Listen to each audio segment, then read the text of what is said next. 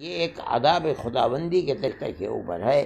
ہمیں اس عذاب خداوندی اور اللہ کے غصے سے نجات پانے کے لیے ہم مذہبی اعتبار سے یہ بات کہتے ہیں کہ صدقہ سب سے بڑی چیز ہے جو اللہ کے غصے کو ٹھنڈا کرنے والی ہے. ہمارے آقا حضرت محمد صلی اللہ علیہ وسلم نے فرمایا ہے کہ صدقہ کرنا یہ اللہ کے غصے کی آگ کو ٹھنڈا کر دیتا ہے.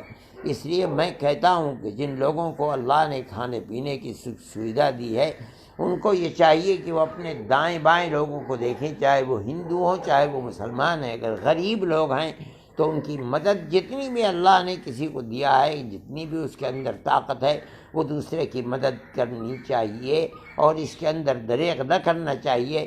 مجھے توقع ہے کہ ہمارے اس عمل سے اللہ تعالیٰ کا غصہ جو ہمارے گناہوں کی بنیاد کے اوپر آیا ہے، اللہ کا غصہ ٹھنڈا ہوگا اور دنیا کو اس سے راحت مل سکے گی.